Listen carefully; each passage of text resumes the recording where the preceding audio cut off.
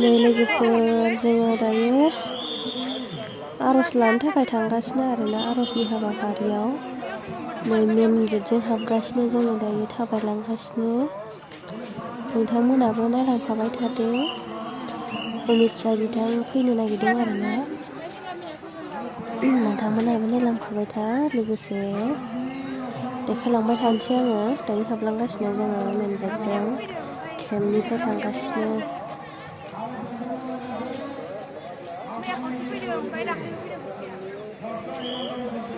मानसियानो मानसि आरोना एरायख'नोनो हाया नै माखासेया आरो माबा सिङाव हाबहैजोब्बाय आरोना आर'ज लानो थाखाय ओमफ्राय जोङो दासो थाबायलांगासिनो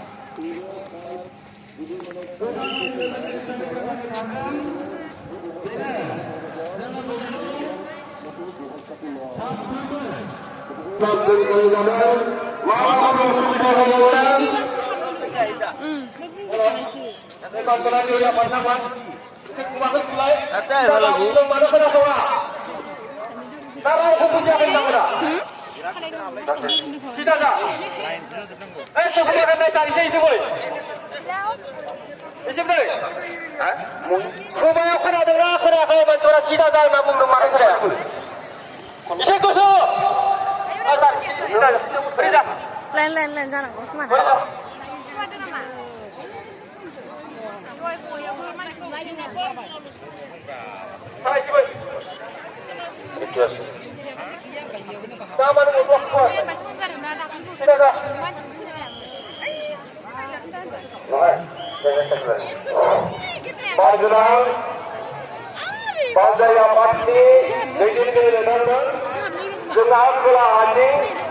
Langsung jangan itu mohon dibikin berdua.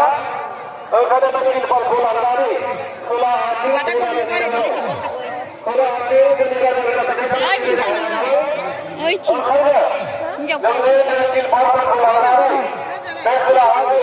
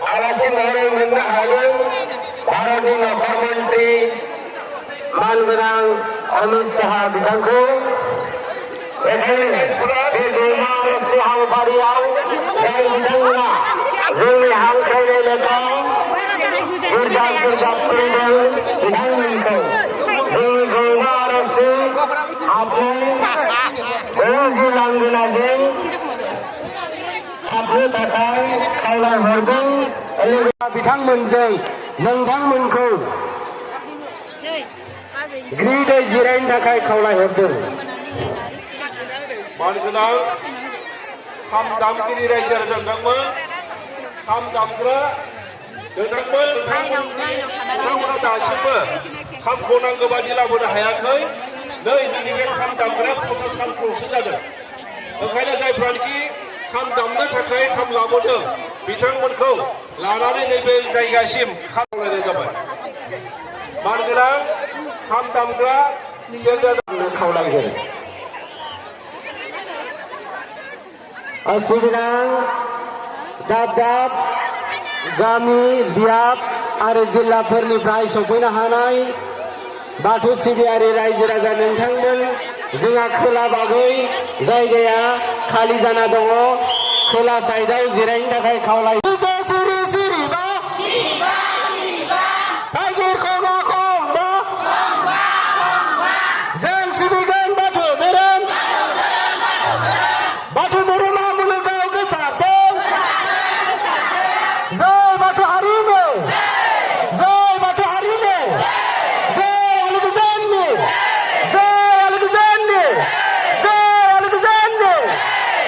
गोजोन्थों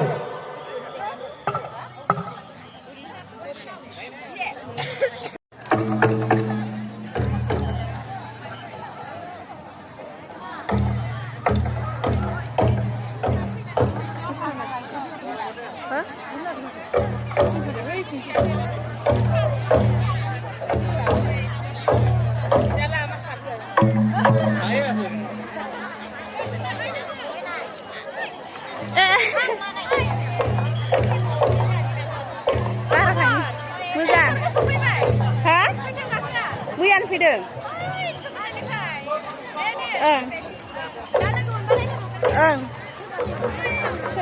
लोगो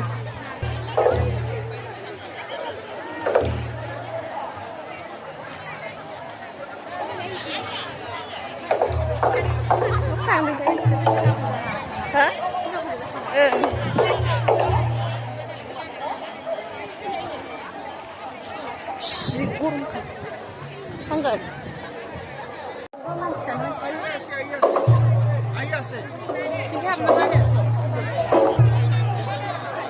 habnanga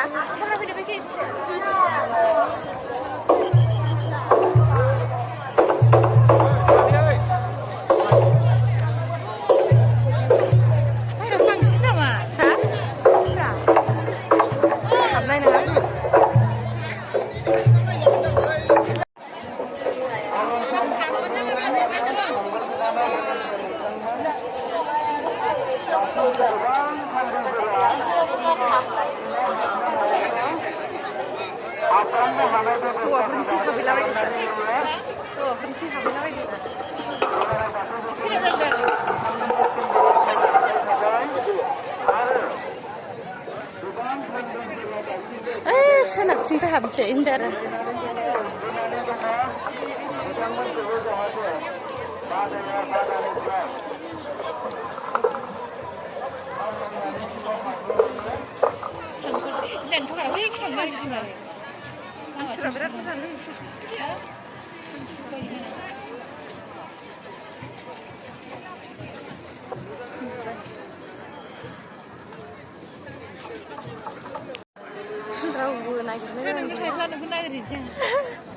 आन्दायलाबाय थादो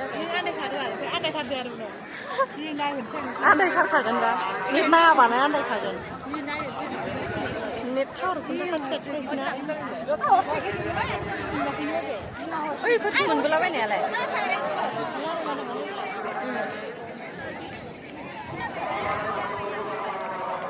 खायसेथ'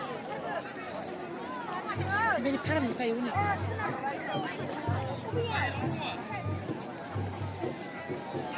सफैसिगोन अन्नानै गाव गावनि मासि लानो थाखाय फिन खेबसेबाव खावलायहरनाय जाबाय उनथिंजाय थांलाय फैलाया बारा जाथारनाय बायदि नुदों बिनिफ्राय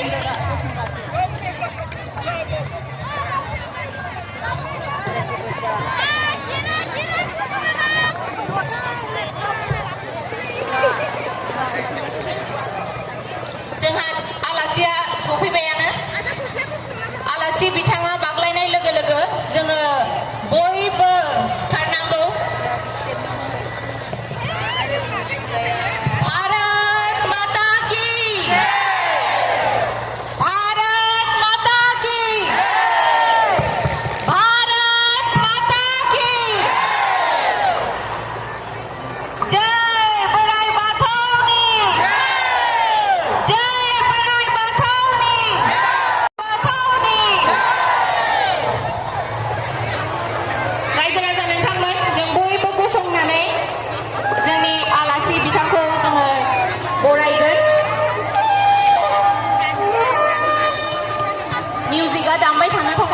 जाबाय मिउजिकखौ आरो बयखौबो गसंनो थाखाय आङो फिन खेबसेबाव खावलायनाय जाबाय बाहेरायाव सोरबाफोर दङबा अननानै सिङाव फैनो थाखाय आं खावलायनाय जाबाय बाराव थांग्राफोरा मानसि फैनासो गैया नमस्कार आज इस महत्वपूर्ण कार्यक्रम में आप सभी का स्वागत है। कुछ ही क्षणों में हमारे बीच आज के मुख्य अतिथि माननीय केंद्रीय गृह एवं सहकारिता मंत्री और विशिष्ट अतिथिगण उपस्थित हो जाएंगे। उनके प्रार्थना क्षेत्र में आगमन करते ही हम आज के कार्यक्रम को आधिकारिक तौर पर शुरू करेंगे। तब तक आप सभी से निवेदन करती हूँ कि आप अपने जगह पर खड़े रहें और हमारे मुख्य अतिथि को स्वागत करेंगे।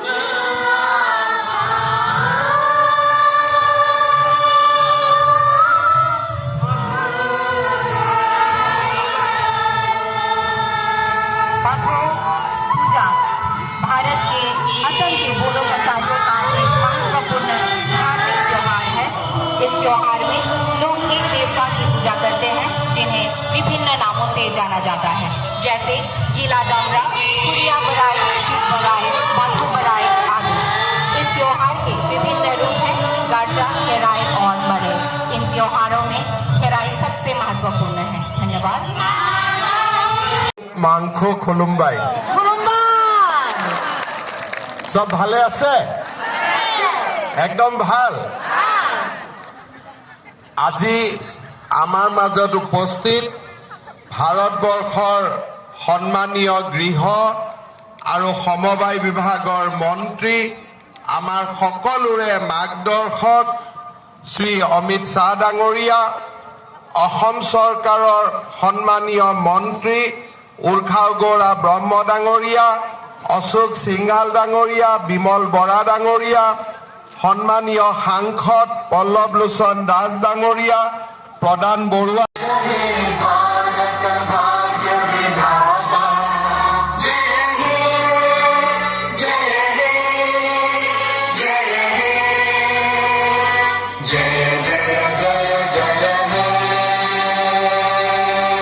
भारत माता की, भारत माता की, भारत माता की। धन्यवाद।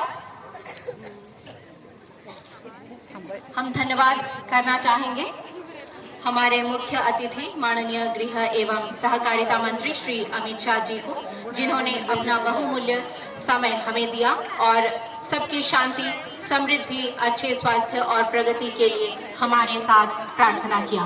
आज के विशिष्ट अतिथिगणों का, जिन्होंने आज हमारे साथ प्रार्थना किया और इस सभा को सफलता दिलाने में सहायता की, धन्यवाद।